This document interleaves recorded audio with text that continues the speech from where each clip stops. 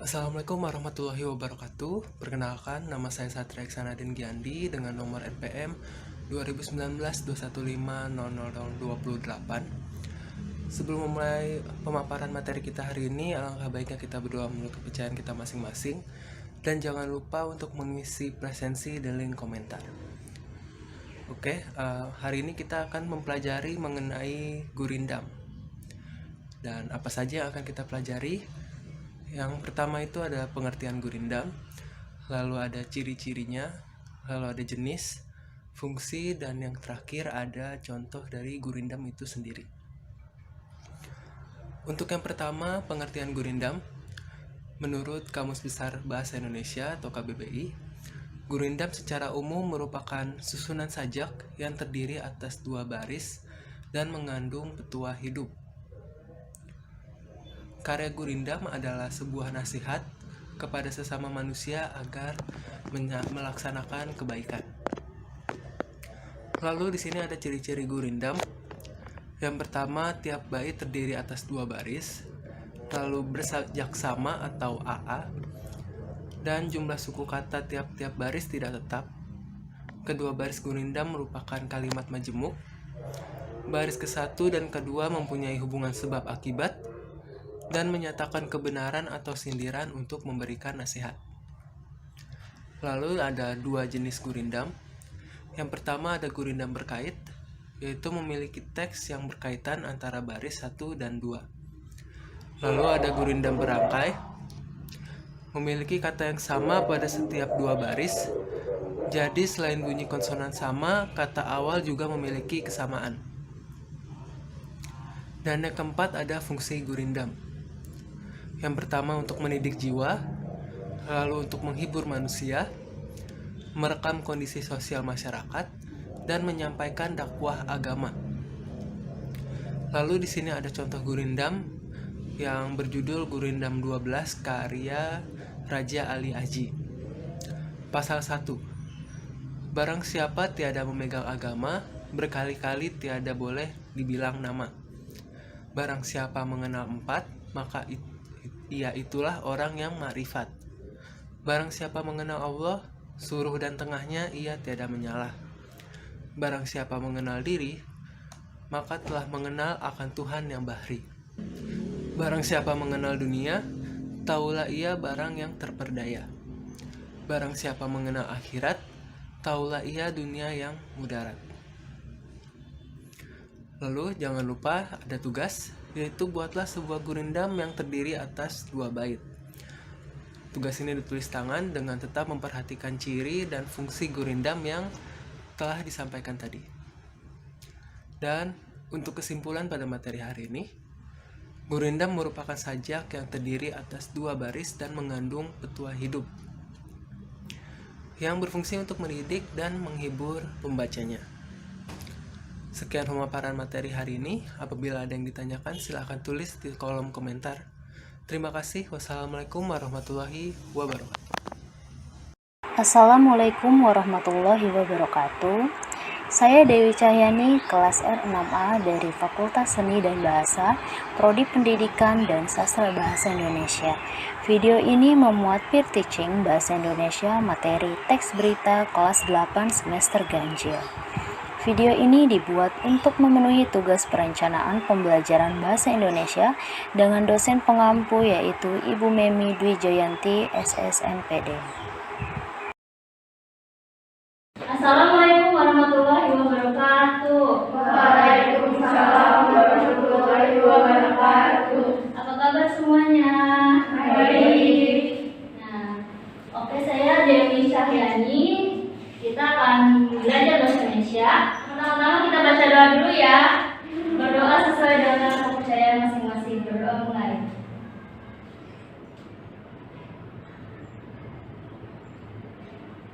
Oke, berdoa selesai. Oke, kita presensi dulu ya. Rizka hadir, Wika hadir, Nina hadir, Clara hadir, Afifah hadir, Alin hadir, Syakila hadir, Risti Enggak hadir. Risti Kak. Oh,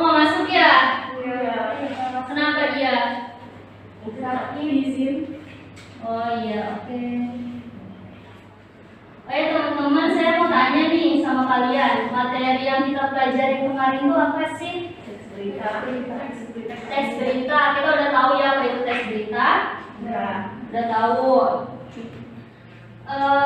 Ada yang bisa ngasih tahu nggak teks berita itu apa? Teks berita adalah teks yang berisi informasi kepada masyarakat tentang suatu peristiwa. Betul. Jadi teks berita itu teks yang memberikan informasi kepada masyarakat. Nah, sekarang saya mau kasih tahu nih tujuan dari pembelajaran kita kali ini, yaitu untuk sebagai acuan kalian, sebagai memenuhi materi pembelajaran kalian di sekolah.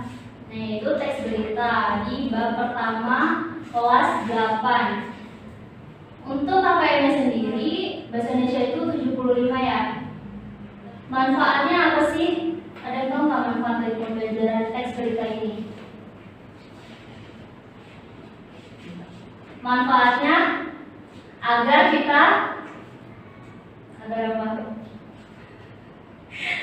kita mengetahui apa sih teks berita atau unsur-unsur teks berita seperti itu ya. Nah, sekarang kalian buka modul kalian. Ayo dibuka halaman 58. Ayo kalian buka ya halaman 58. Nah, kalian bisa baca, bisa ngamatin. Di sini ada tulisan ya. Ada tulisan mengenai teks berita. Oke. Setelah itu kalian bisa menulis inti-inti dari teks berita yang ada di modul, menulis intinya. Oke, teman-teman, kalian udah baca yang ada di modul teks berita? Suka nonton berita nggak? Suka nonton berita. Nah, sama halnya dengan berita yang ada di TV, yang ada di liputan 6 gitu. Tapi ini berbentuk teks, yaitu teks berita. Kalian tadi sudah tahu ya teks berita itu apa? Teks berita itu bersifat faktual. Oke teman-teman, teks berita bersifat faktual. Faktual itu apa sih? Faktual yaitu berisi tentang fakta atau kenyataan. Jadi nggak ada tuh yang namanya teks berita bohong-bohong. Bohong itu namanya apa? Berita hoax ya. Oke gitu teman-teman. Saya mau kalian bagi kelompok, bisa dibagi dua, yang satu 4 orang, yang satu 3 orang, mudah ya dipas. Terus kalian bisa buka modul kalian, buka halaman 70, di situ ada soal. Kalian bisa kerjain bareng-bareng, diskusi antar kelompok ya. Terus kalian bisa menuliskan ide kalian, hasil diskusi kalian ke dalam buku.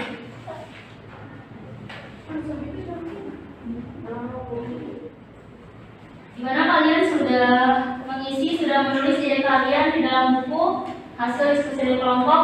Sudah. Oke, itu akan kita bahas untuk minggu depan. Nah, sekarang kita koreksi dulu nih tugas kalian yang minggu kemarin ya. Dibuka buku tugas kalian. Dibuka, kita koreksi.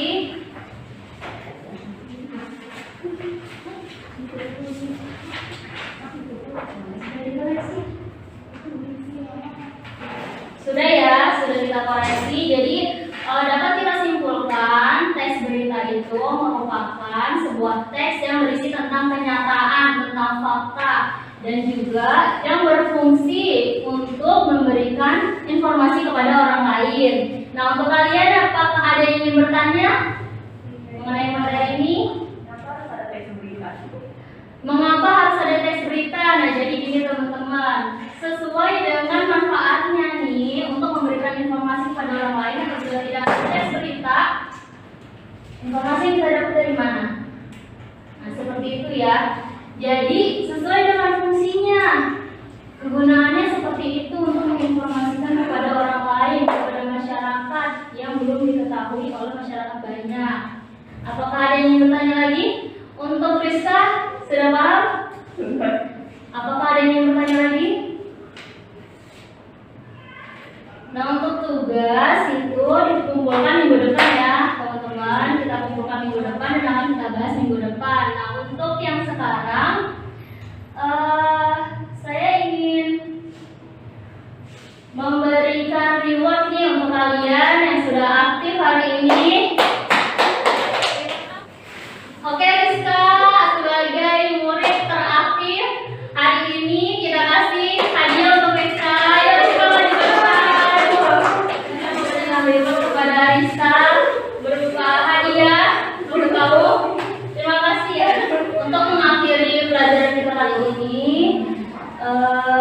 Terima kasih banyak untuk kalian yang sudah mendengarkan saya. Sebelum pulang kita sebaiknya baca doa terlebih dahulu ya.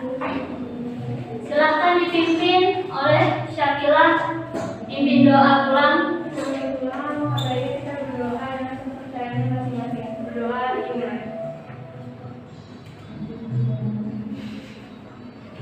Berdoa selesai.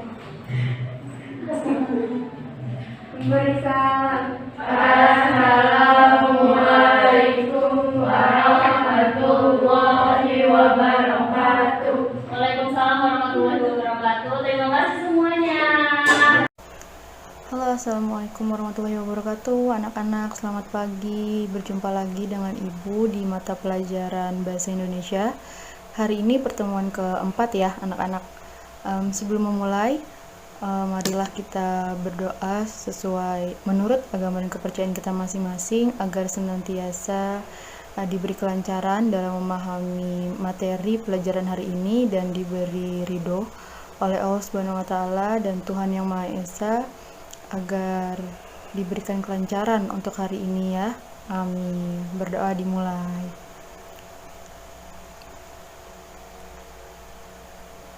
Oke, berdoa selesai. Sebelum kita memulai pembelajaran kita hari ini, jangan lupa untuk mengisi absensi, maksud saya presensi, daftar hadir di link yang sudah saya bagikan di WhatsApp grup ya. Untuk batas pengisian daftar hadir itu sampai mata pelajaran Bahasa Indonesia ini selesai. Oke, selanjutnya kita akan membahas materi yang keempat. Sebelumnya kita sudah membahas materi mengenai berita.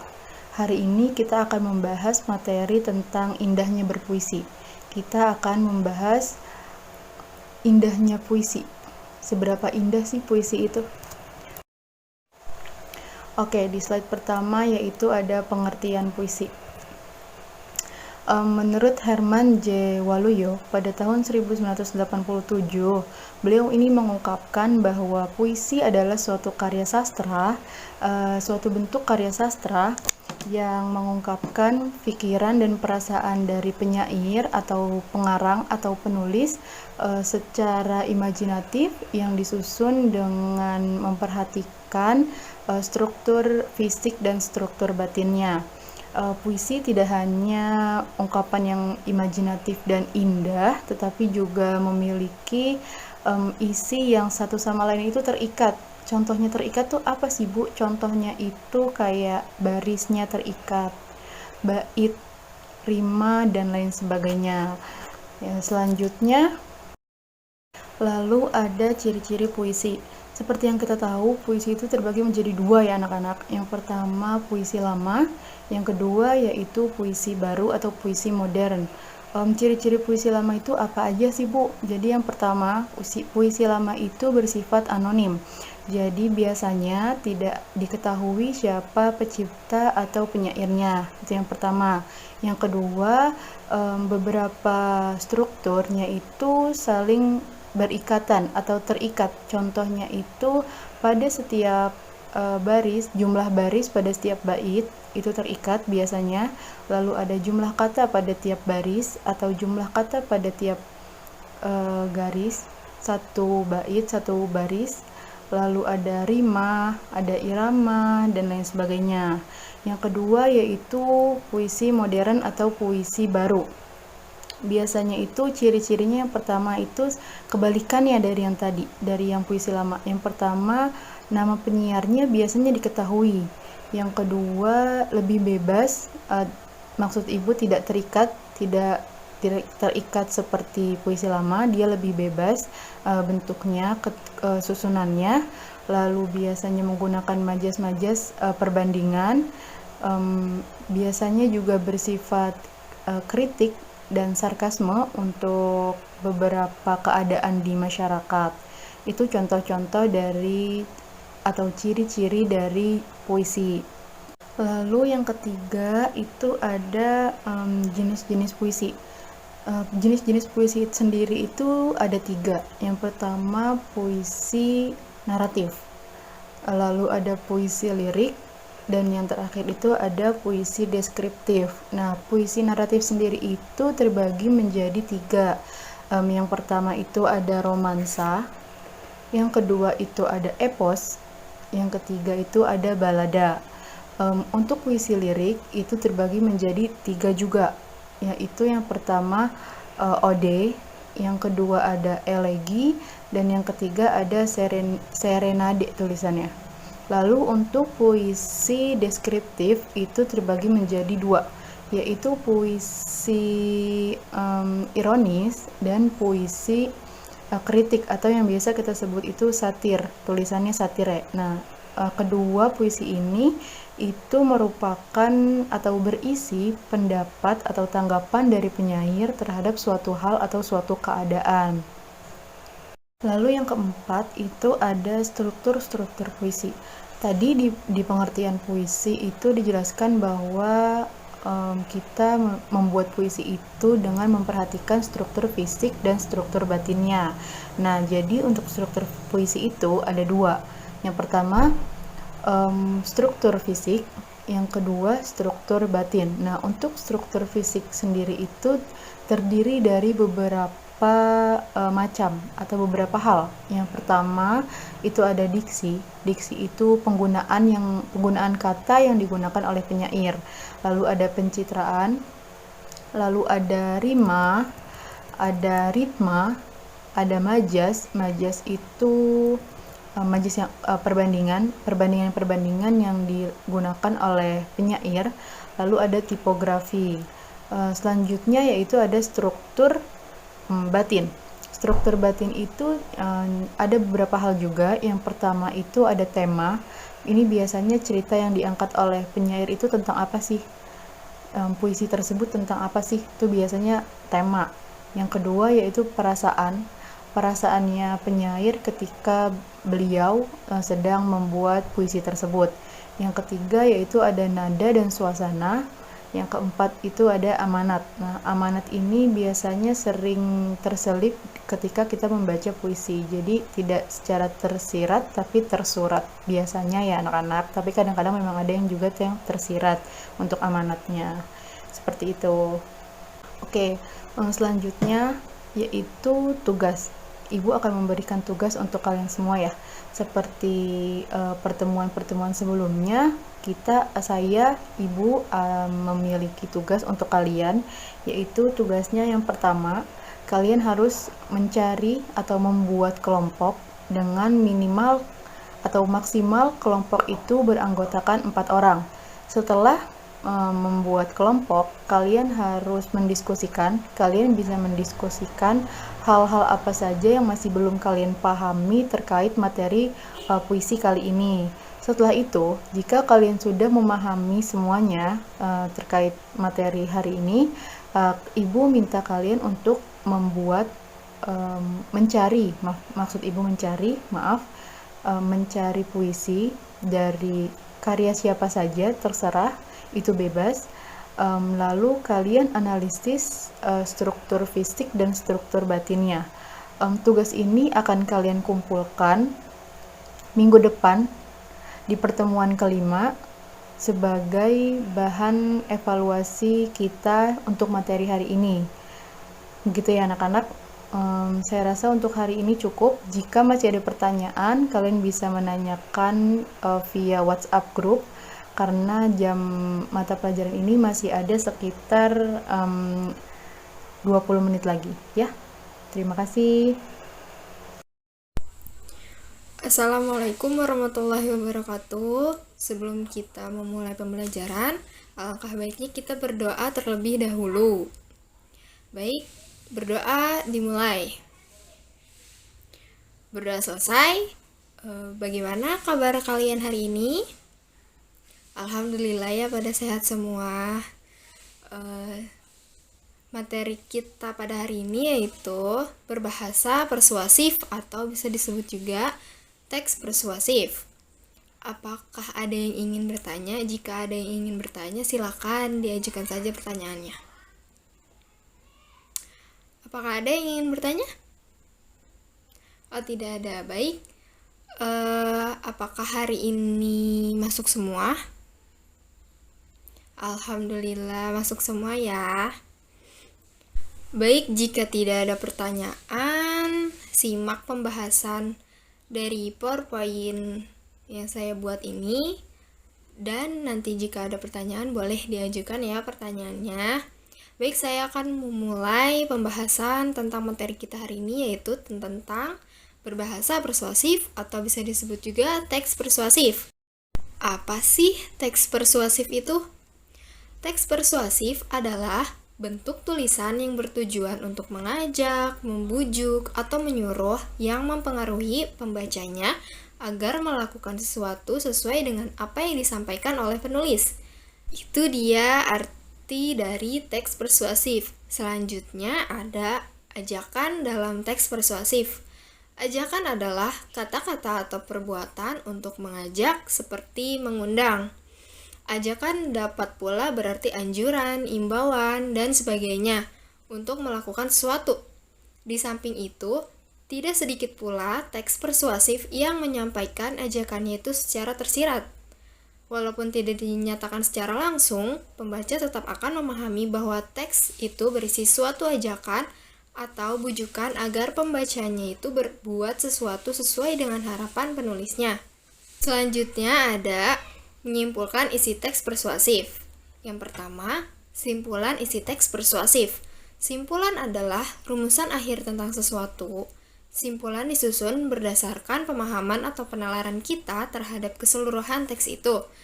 Karena isi teks persuasif berkenaan dengan ajakan, kesimpulan tersebut tidak jauh dari jawaban atas pertanyaan mengajak apa teks persuasi itu.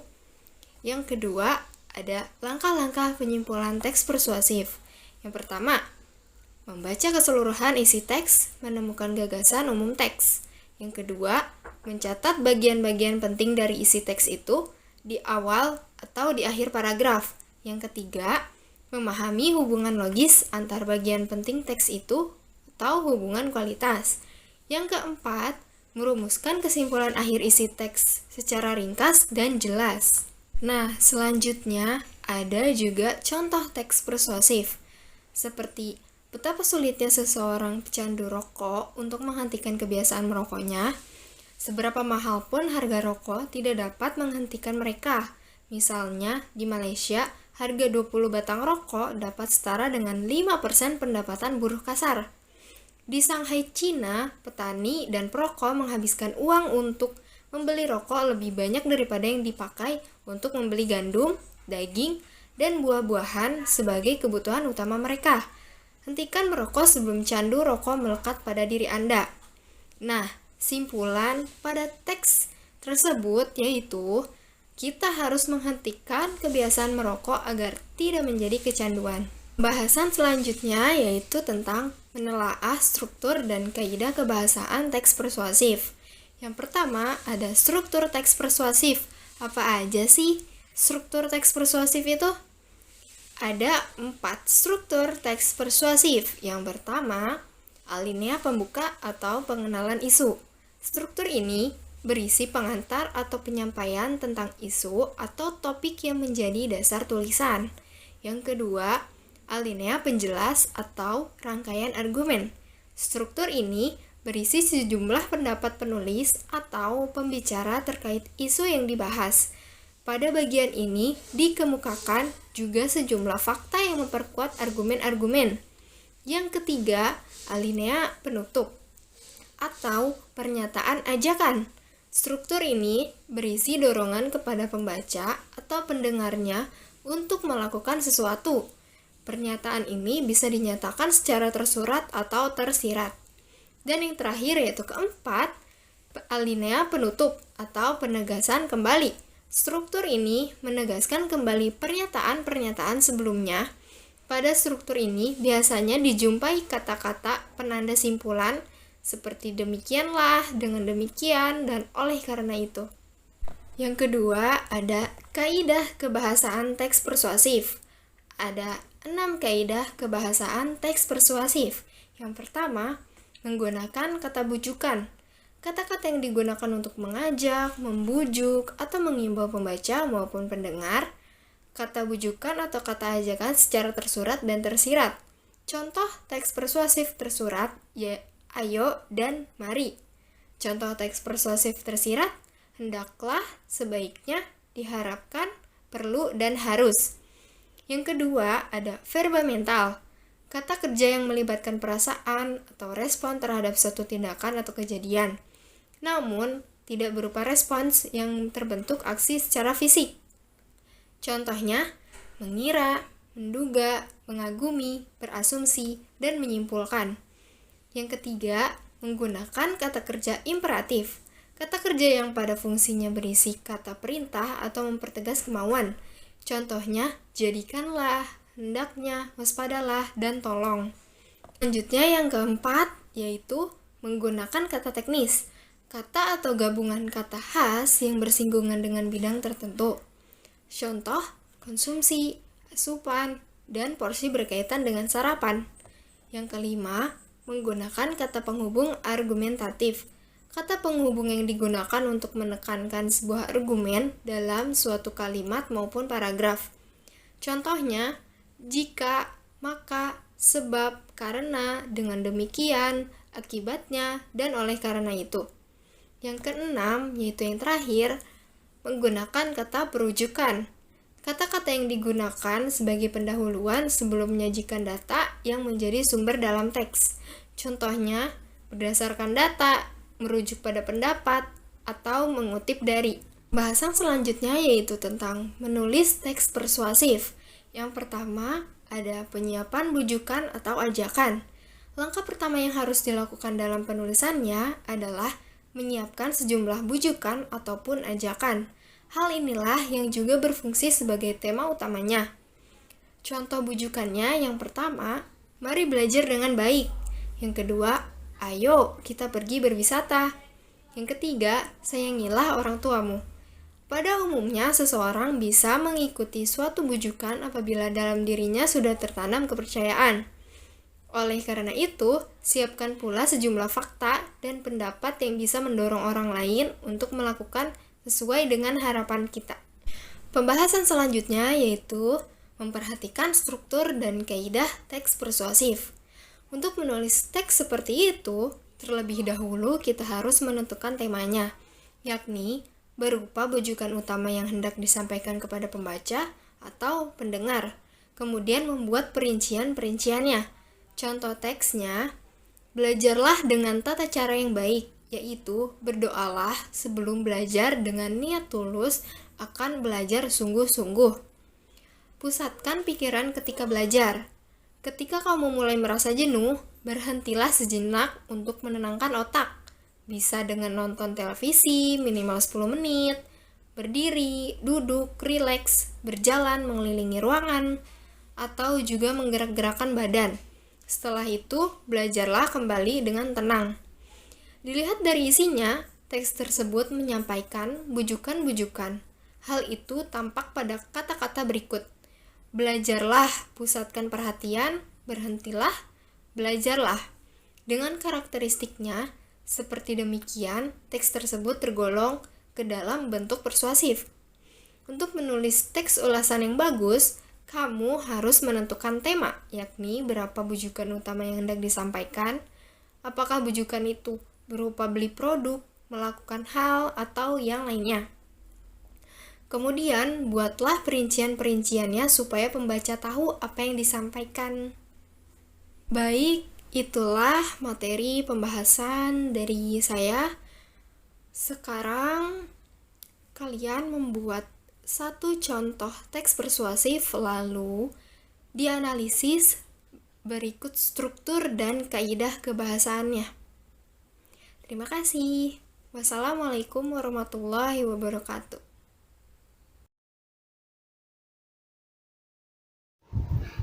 Ya, assalamualaikum warahmatullahi wabarakatuh. Selamat pagi semuanya. Ya, sambil menunggu teman-teman yang lain untuk bergabung bersama kita di Google Meet, Bapak ingin mengecek kehadiran kalian dulu ya. Untuk sekretaris siapa di sini?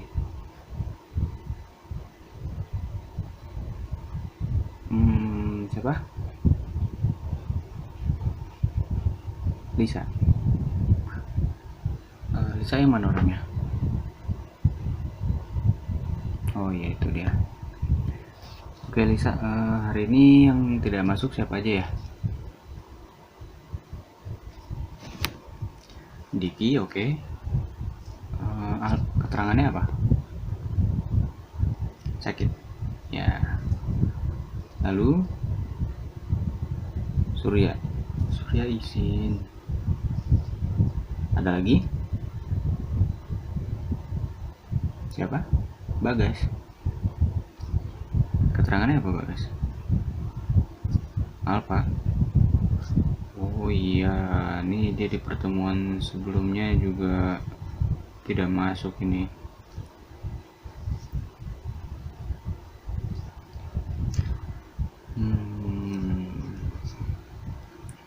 Gimana ini? Apakah sudah join semua?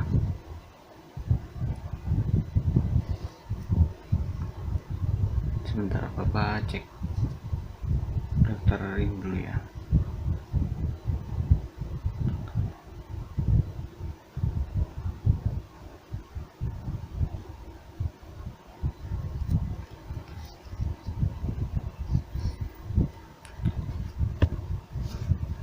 Ya, sudah ada 45 siswa ya. Sudah ada 45 orang yang hadir ya, termasuk saya. Berarti ini satu kelas itu ada 47 orang ya. Oke.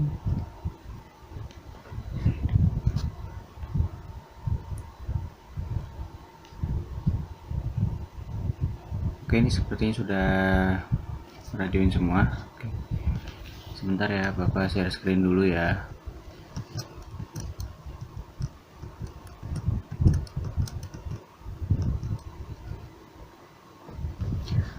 Apakah sudah terlihat materinya?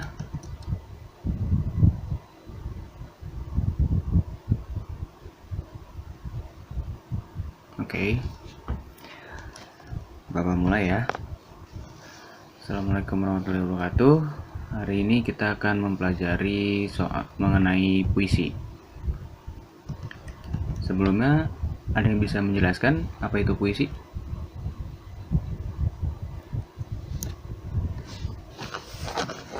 Dari Medina ya, puisi merupakan karya sastra yang memiliki keindahan. Oh, baik. Bisa, ada lagi?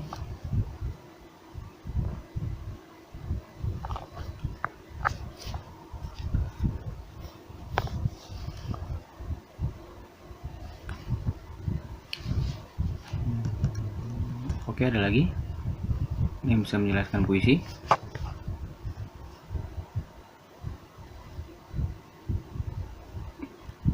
Tidak ada?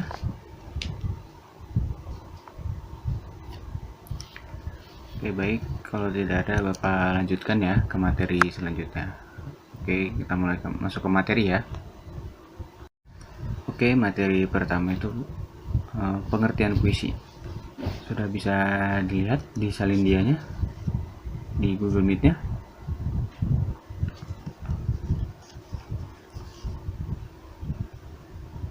Oke, sudah.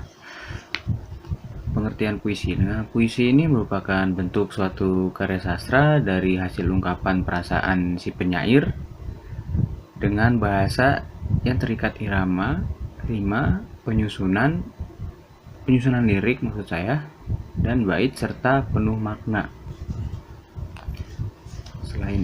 Selain memiliki keindahan, puisi ini juga penuh dengan makna ya. Oke, next selanjutnya bisa dilihat ini ada pengertian puisi menurut para ahli. Itu yang pertama ada menurut Herbert Spencer yang mengatakan bahwa puisi adalah pengucapan gagasan yang sifatnya emosional dengan mempertimbangkan suatu keindahan. Lalu yang kedua itu bisa dilihat pengertian puisi menurut James Rivas. Beliau mengatakan puisi adalah ekspresi bahasa yang kaya dan penuh daya pikat. Lalu yang terakhir, puisi menurut Kawirian yang mengatakan bahwa puisi ini diibaratkan seperti sedang memainkan sebuah alat dengan ekspresi yang luar biasa di atas panggung. Bisa dilihat ya salindianya, itu pengertian puisi menurut para ahli. Baik, di materi selanjutnya itu ada ciri-ciri puisi. Bisa dilihat nih ada tabelnya. Saya buat tabel itu dibagi 3, ada ciri-ciri puisi lama, ciri-ciri puisi baru, sama ciri-ciri puisi secara umum maksud saya. Nah, untuk puisi lama sendiri ini ciri-cirinya itu tidak diketahui nama pengarangnya atau bersifat anonim. Lalu kemudian pembentukannya terikat pada jumlah baris, irama, rima, diksi, dan intonasi, serta menggunakan gaya bahasa yang tetap. Kemudian selanjutnya ciri-ciri puisi baru itu, nah ini yang pertama itu kalau misalnya di puisi lama kan tadi Bapak bilang tidak diketahui nama pengarangnya. Nah ini di puisi baru ini diketahui nama pengarangnya siapa. Kemudian memiliki persajakan akhir yang teratur. Lalu yang ketiga, banyak menggunakan sajak pantun dan syair. Nah, yang terakhir, menggunakan majas yang dinamis.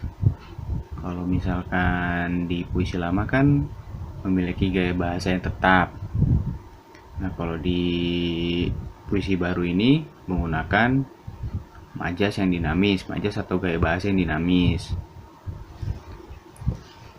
Kemudian di tabel berikutnya itu ada ciri-ciri puisi secara umum.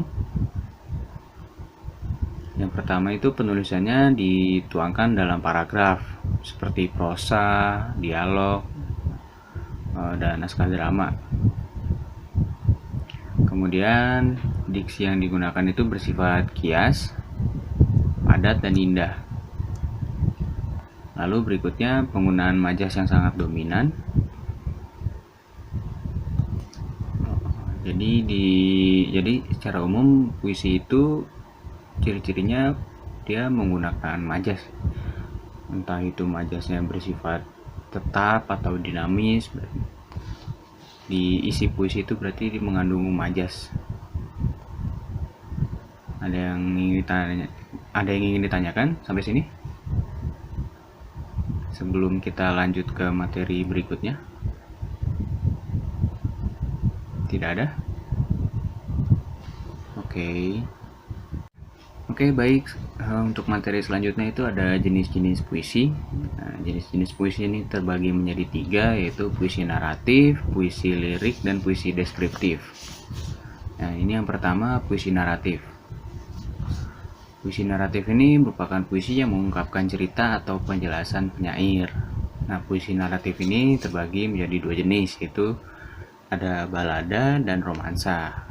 Balada itu merupakan puisi yang bercerita tentang orang perkasa atau tokoh pujaan, sedangkan romansa itu puisi yang menggunakan bahasa romantik yang berisi kisah percintaan. Kemudian yang kedua itu ada puisi lirik. Nah, puisi lirik ini puisi yang mengungkapkan berbagai perasaan penyairnya. Puisi lirik ini terbagi menjadi 3 ya. Bisa dilihat di salindianya. Itu ada elegi, ada serenada, dan ada ode. Elegi ini merupakan puisi yang mengungkapkan perasaan duka si penyairnya. Kemudian kalau serenade itu sajak percintaan yang dapat dinyanyikan. Lalu yang terakhir, ode itu puisi yang berisi pujian yang dapat ditunjukkan untuk seseorang atau suatu hal maupun suatu keadaan. Yang terakhir itu ada puisi deskriptif. Puisi deskriptif ini merupakan puisi yang memberikan kesan terhadap keadaan atau peristiwa, benda, maupun suasana yang menarik perhatian penyair. Nah, puisi deskriptif ini terbagi menjadi dua, yaitu satir dan kritik sosial. Bisa dilihat ya di salindianya. Nah, puisi satir ini mengungkapkan perasaan tidak puas penyair terhadap suatu keadaan, tapi dilakukannya dengan cara menyindir. Nah, kemudian untuk kritik sosial sendiri ini merupakan puisi yang mengungkapkan perasaan tidak puas penyair terhadap suatu keadaan dengan cara membeberkan ketimpangan yang terjadi. Untuk jenis-jenis puisi ada yang ingin ditanyakan? Tidak ada? Oke, lanjut ke materi berikutnya ya. Oke, berikutnya itu ada unsur-unsur puisi. Nah, unsur-unsur puisi ini terbagi menjadi dua, itu ada unsur intrinsik puisi dan juga unsur ekstrinsik puisi. Unsur intrinsik puisi ini merupakan unsur yang membangun puisi itu dari dalam, sedangkan unsur ekstrinsik ini merupakan unsur yang membangun puisi itu sendiri dari luar. Untuk unsur intrinsik puisi itu terbagi menjadi dua, itu ada unsur fisik dan unsur batin. Unsur fisik sendiri ini terbagi lagi menjadi 6 unsur, yaitu ada diksi, imaji, kata konkret, majas, rima, dan tipografi.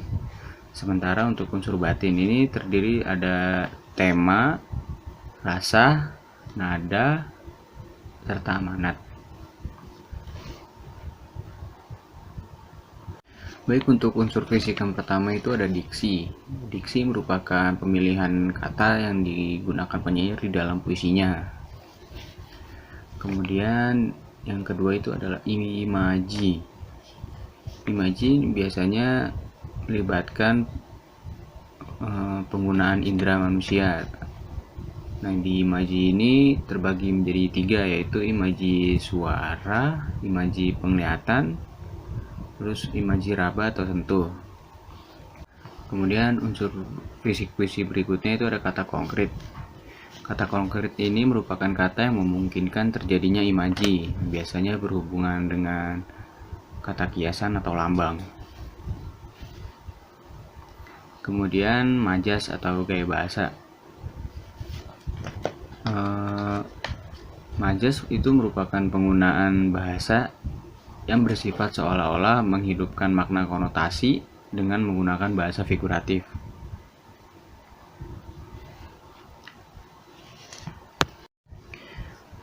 Kemudian unsur fisik berikutnya itu ada rima atau irama. Rima merupakan persamaan bunyi pada puisi, itu bisa di awal, di tengah, atau di akhir. Sementara ritma itu merupakan tinggi rendah, panjang pendek, keras lemahnya bunyi, atau bisa dikatakan dengan intonasi ya. Iya, intonasi. Kemudian unsur fisik puisi yang terakhir itu tipografi. Tipografi ini merupakan bentuk penulisan dalam puisi. Karena dalam puisi itu tidak selalu menggunakan huruf kapital di awal dan juga tidak selalu diakhiri dengan tanda titik. Sampai sini ada yang ingin ditanyakan?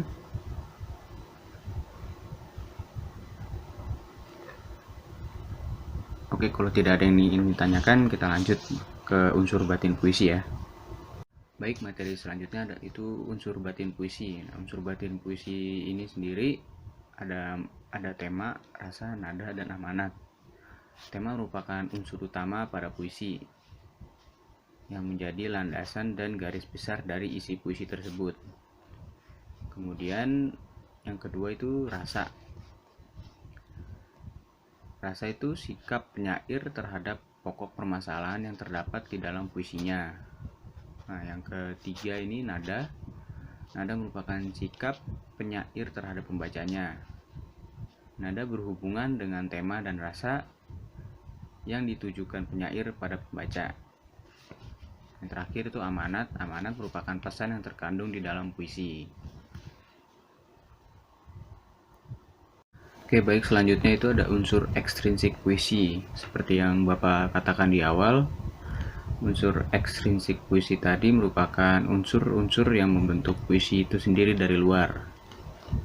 Nah, ini yang pertama itu ada biografi. Unsur biografi ini merupakan latar belakang atau riwayat hidup dari si penyair. Sehingga pengalaman hidup penyair akan mempengaruhi karya puisi itu sendiri.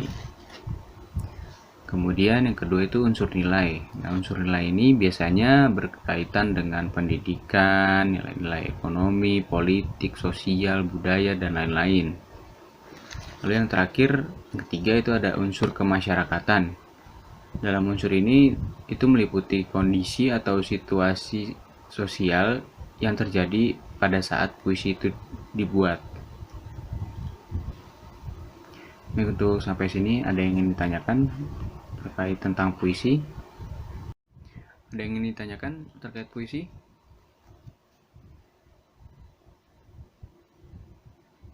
Baik, kalau tidak ada, Bapak akan memberikan tugas kepada kalian.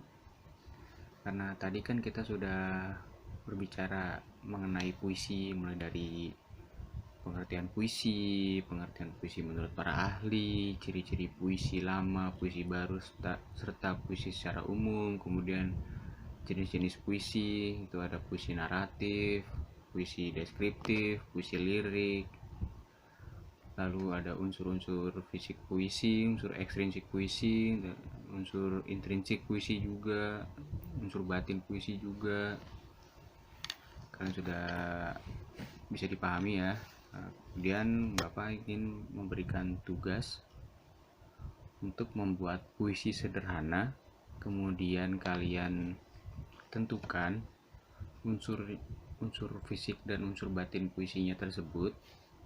Lalu minggu depan pada pertemuan berikutnya kalian presentasikan. Bisa dipahami?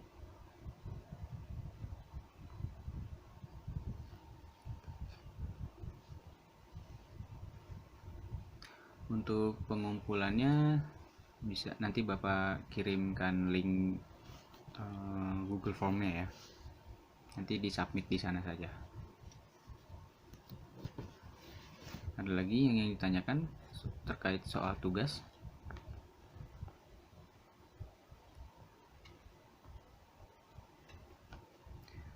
Baik, kalau tidak ada yang ingin ditanyakan, Bapak sudahi pembelajaran pada hari ini. Bapak ucapkan terima kasih atas perhatiannya.